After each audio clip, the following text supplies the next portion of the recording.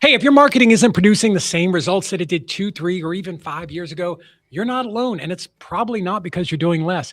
The market has absolutely changed. Competition has changed and gotten a little bit tougher. Buyers are definitely different than they were. And the investors who keep winning in 2026, and especially the second half of 2026, they're not necessarily spending more, but they're spending smarter. They're targeting better and they're following the data instead of just old habits of where they used to invest. So today, my good friend Adam Charlton is here with REI Print Mail, and they, like us, are very, very data driven. Adam works with investors all across the country, watching millions of marketing pieces go out every single year. And that literally gives him a front row seat to what's actually working, which I'm so fascinated to hear today.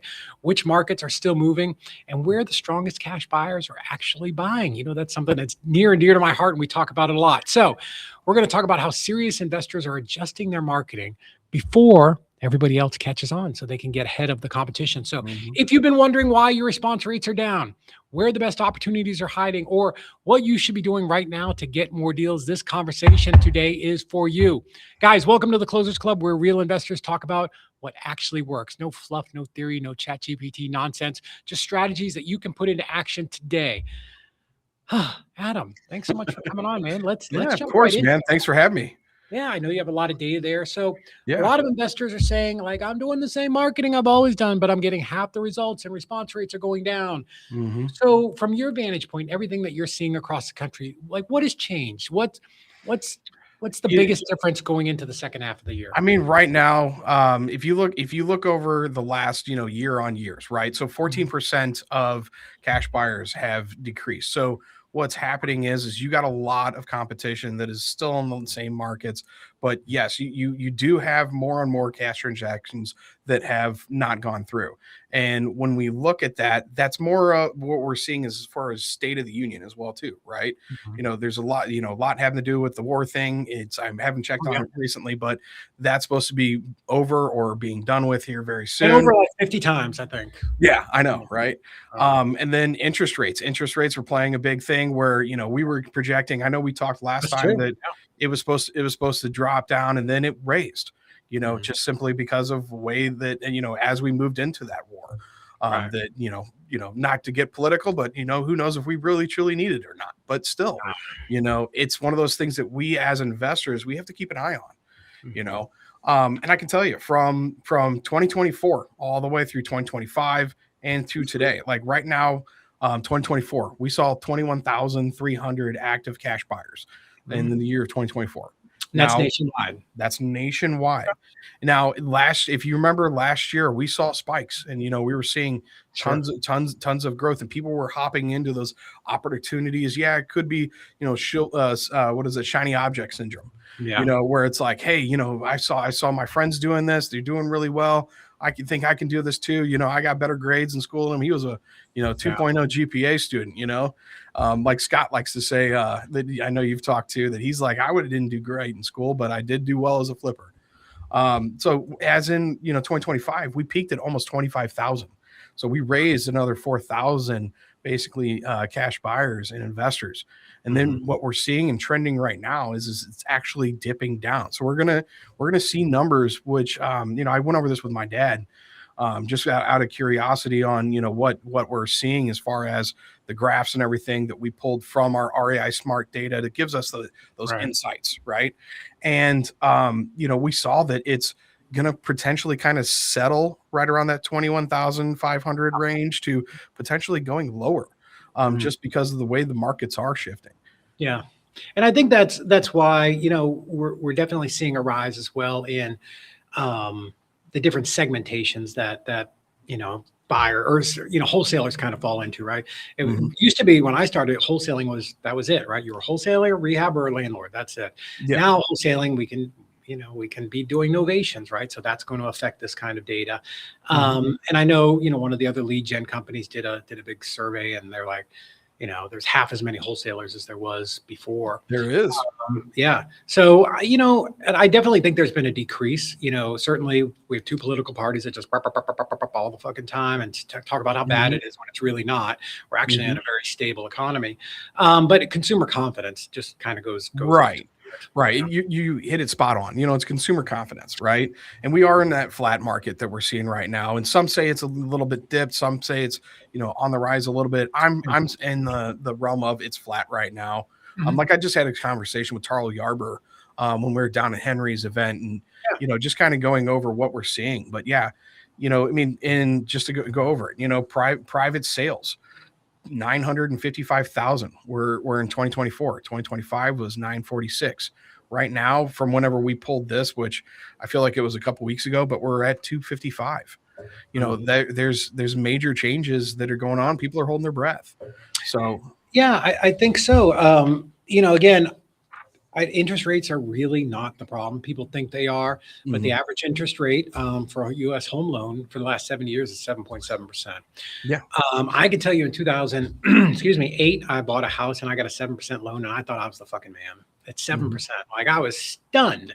So the part of it is politics and all of that, but there is we did have 2, 3, 4% loans just a few years ago. Yeah. So I do think people are thinking that's coming back, which it's never coming unless God forbid something horrific happens and they have to do that, which I hope they don't. So I think we're pretty normal. We're on a market cycle. That's what they are. I think the government and the Fed have figured out how to kind of level those things out just a little bit. But I think there's a lot of opportunity out there. There is. And when you talk about the opportunity, great transition into this. Where's the volume, right? Yeah. And so when we look at the volume, I'll go over some of the higher states. Florida is at the top, is where the volume is. Texas, New York, North Carolina, Georgia, PA, Illinois, Ohio. That's where we're seeing a lot of all the transactions that are going on right now. That's where the majority of everybody that is seeing that success is coming through. Now, I do know that, some of my other people that like JP Pirtle, for instance, owns his own brokerage. They're very agnostic as far as their exit strategies. Yeah. So that's why they're being successful as well too. I have another team that's up in Michigan seeing tons of success from it. Sure. Because they're more flexible when they have the opportunity to disposition in multiple different directions, giving themselves more opportunities. Yeah. I think you can definitely do deals any place, right? And we pull mainly I just want to work smart, not hard. I'm a lazy SOB, right? So I do, if I'm virtual and I have the option to go anywhere, I want to go to the places that have the highest number of cash buyers so I can move things very quickly. But you can do deals literally anywhere. And even if you're in a market that I wouldn't go to, but you're there, you're the boots on the ground. You understand literally all of the neighborhoods and all that type of stuff. So I think that's fascinating. I want you to share your report with me, and I'll share mine with you. Let's see what we can come up with. Definitely. We'll throw them all into ChatGPT and see the similarities. Yeah, I'd love to see what my raw data on the top 300 counties. Yeah. And, and I can tell you what's kind of funny is even though we talk about like Texas has the most transactions, it actually in the graph that I want to show you at some point when I get over to you, but it is one of the lowest that is dipped down on year-to-year momentum. Like it is far below what it was from last year, but it's still one of the highest in transactions. Yeah, and Texas is, I always tell people if you're trying to wholesale, because my methodology is always start with the buyer first, as far as what are buyers paying. So I like full disclosure states. I hate just non-disclosure states. Yeah, and I think there's 13 of them. 12 of them are trash. The only one that you have to work in is Texas, just because it's so big. But Texas has been on like a 35-year run. Like they've outperformed every other market because of oil and investment there. But yeah, at some point it's and maybe that's what all this conflict is doing. It's kind of slowing that stuff down. So I don't know. Yeah, potentially. I mean, I think it was last year is when a lot of people from California, decided to move into Austin. They went through New Mexico, went through Phoenix, some settled there, like almost like the Oregon Trail, right? And then everybody settled. They're ending in Tennessee, by the way. They're all coming here. A lot of they're all coming there now. Oh, would they find out that Chattanooga? We're like Austin light, but in the mountains. Well, I mean, what they're finding out, especially, is they can sell those Cracker Jack boxes, as they call homes out there, that are like 1.5 million, 800 to 1,000 square foot, 1,500 square foot for crazy. 1.5, and then they move out. Like I had a call yesterday. This guy named Bruce and his wife Stacy. His wife Stacy loves California, but he's like, honey, they got this property in West Monroe, Louisiana. that they're flipping right now. I met him at Henry's event, and Yeah. he just had to get on the phone with me to set That's up his where meeting. Duck Dynasty's from, isn't it? West Monroe? Yep. Or Monroe, something like that. And so basically he's telling her, he's like, look at these houses. And he goes, they're mansions is what he's calling it. Like, he's lighting up. And I'm like, well, of course they're going to be mansions compared to what you're paying for in California, because you're paying for California. And it's a beautiful place, but I couldn't live there. I couldn't live there either. I mean, I go visit. I can't afford a burger and a soup there. I got a soup and sandwich in San Diego across from the Hard Rock. And I was like, $32 for half a sandwich? Yeah, pretty much. But yeah, no, like he's just sitting there going like, hey, this is a mansion, right? This is a 5,000 square foot property. And I go, what was that? Mid sixes to about 800K. And he goes, you're spot on. How'd you know? I go, because I know markets. And I go, so that's what you're seeing. I go, can you imagine? I go, you sell your house for 1.5, and she's like, no. She goes, he built me a studio in the garage. And I go, and she goes, if anything, if he wants to move there, he can move there, but I'm staying here, and I'll rent out. He could split the house and still get his mansion. I said, so I go, cool, parcel it off. And I go, and then sell the main house. And I go, she can live in the garage and you can move to Louisiana. And he goes, I'm trying to convince her, but she wants to be near the beach.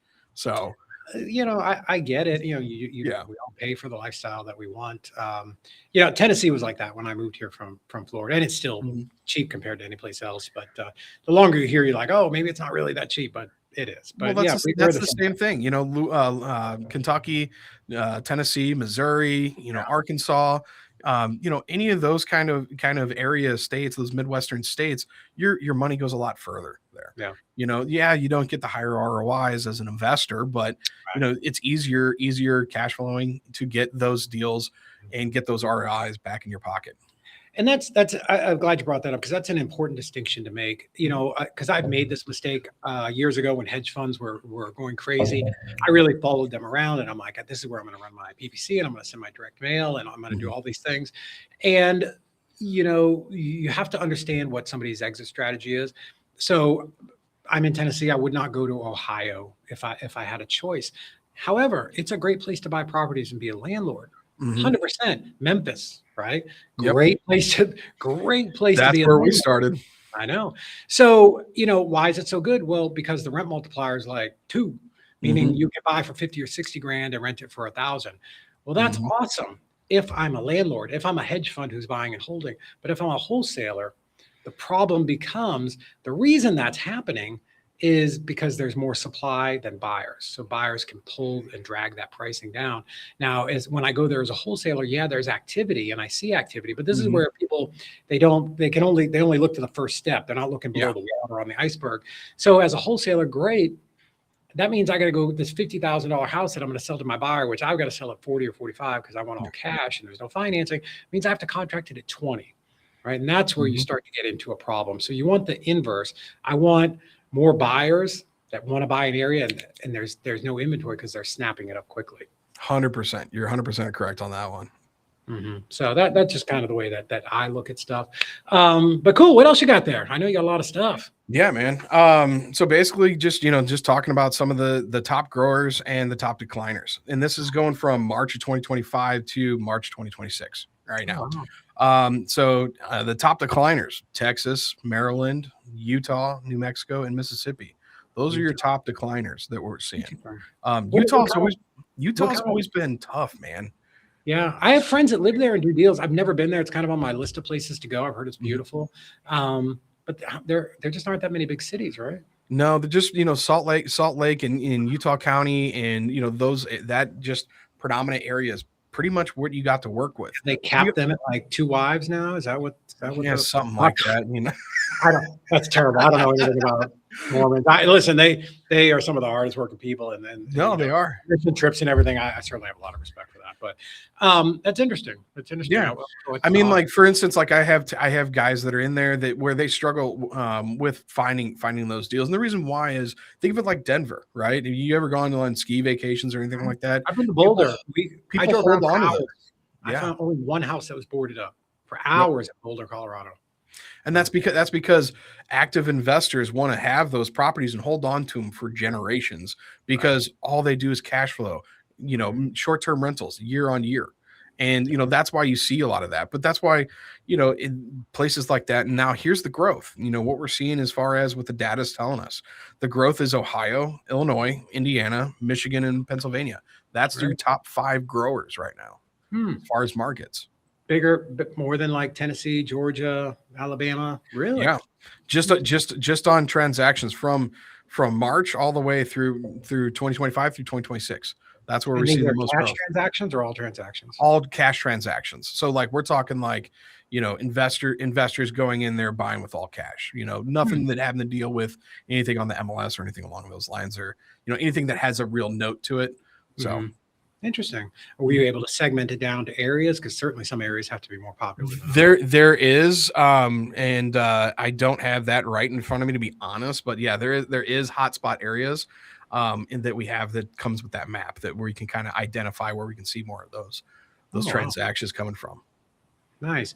So, you're with REI Print Mail. You guys are the premier direct mail company. It's not even close. You guys do more than anybody. I mean, I know we've talked so many times here, and Mhm. you guys do more than just direct mail too. But Yeah. Adam's, somebody is watching this and like, oh, that Adam, he seems like a pretty smart guy. If they were to come to you and say, hey, I need to like get my deal flow up in the next 90 days, like, what are you going to tell them? Like where to go? Like what's some advice that you would have for somebody, and 100%. maybe even at different levels of what they've got to spend? And that's 100% on things. Well, for one, right now it's all about the distress factor. You Mhm. have to go after, like, for example, interfamily transfers, gift exchange, those probates, pre-foreclosures. You want to go after those most. If you're going to spend your money on any sort of marketing, you have to start there, where everybody, where, yes, when you've, and actually I'll get to another point in another factor, because we just found some interesting data as well too, that me and Scott went over a little Mhm. earlier today. But yeah, you want to find those distress factors, especially if you're just starting off or you're having trouble with things. Turn down your marketing spend. I know that sounds crazy coming from a marketing guy, but get more targeted with those things and hop on a call, and I'll kind of go a little bit more depth of what I'm meaning by it, right? Because you really want to have more of a niche targeted, more of a direct sniper approach to these because of what's going on right now, right? And when we look at that, like, because when we can utilize the AI to help us identify those that are before they get into that pre-foreclosure, foreclosure state, we want to hit that before they reach there. But what we're seeing more and more is those foreclosures, those interfamily transfers, those probates. So stick to those first and foremost, and then let's have a conversation about why we should not go after seniors, or why we should not go after absentee owners in certain areas in certain states. Because it is a major factor with that. Yeah. And I love that. That is one of my favorite things about direct mail. I think I was talking to somebody yesterday, one of our clients, and direct mail, I can get so freaking targeted. I can get down to sub zip code. And if I want, only 880 to 910 square foot houses with, 7 bedrooms and 5 baths, whatever, right? Like whatever ridiculousness you want. Yeah. Like I can just pull that so that I'm not just blowing a bunch of money, right? Because maybe if you're getting started, you can go, hey, I got $750 to spend, Adam. How many mailers will that get me? Right. And you guys can tell them, and then we can work backwards and pull the list. Exactly. But when it comes to that, most people, I'm going to tell them, they might get scared by it, but you're going to get right around 750. But it's also because we're going after the strongest and most expensive data. And that's where it all starts, is your data. You have to have good data. If you're not utilizing good data, not utilizing the correct filters and identifying and having that sniper approach of what actually works, all you're doing is wasting and leaving money on the table. Yeah. I mean, it's, your marketing is too expensive. Just be throwing money out there to the wind. It's not. We definitely don't want to do that. Awesome, Adam. God, I appreciate you coming on and sharing this today. So guys, today it's not just about direct mail, right? I mean, Adam is the absolute best at it, but what I wanted you to understand is it's more about where the market is heading right now, and how investors can just stay ahead instead of falling behind, because data should be the thing that runs everything that we do in our businesses. So listen, we talked really quickly, but there's a lot of stuff in here. Talked about how some of the strategies that worked 5 years ago aren't necessarily working in 2026. And more importantly, the second half of 2026, which is what we're heading into. And, Adam talked about how to identify the states with the strongest, transactions volume and why. And this is something I talk about a lot. Why following active cash buyers gives you just such a huge advantage over everybody else. If you just implement what he just said today, you'll be ahead of 80% of the other wholesalers. That's the advantage. And, if you can make those practical changes today, those investors, they're going to create more deal flow without just simply spending a lot more money, right? Because Adam will take all of your money, but he wants to make sure that what he does take is spent the right way and it comes back with a lot of leads. So if you want to connect with Adam and learn more about REI Print Mail, check the links below. We'll put kind of right here, we'll put a good link for you so that you can connect with him and have that conversation and really talk about where your business is at and, how you can implement direct mail and that just super hyper sniper micro targeting into your business. So make sure you check out those links and reach out to their team. They're literally working with investors all across the country every single day. These guys are like the featured sponsors at every event that I ever go to because they're in such demand. So you can have that conversation with them, whenever you want, whenever you're ready to really crank up the volume. So guys, if you got value from this episode, do us a favor, hit that like button, subscribe, and just share this with somebody else or, in a group of investors who are trying to figure out why their marketing isn't hitting like it used to. So Adam, thank you so much, man, for hanging out. Thanks for having me. Appreciate you as always. I always want to do this once a month or so because you're just such a wealth of knowledge and I appreciate it. And guys, we'll see you on the next episode of the Closers Club.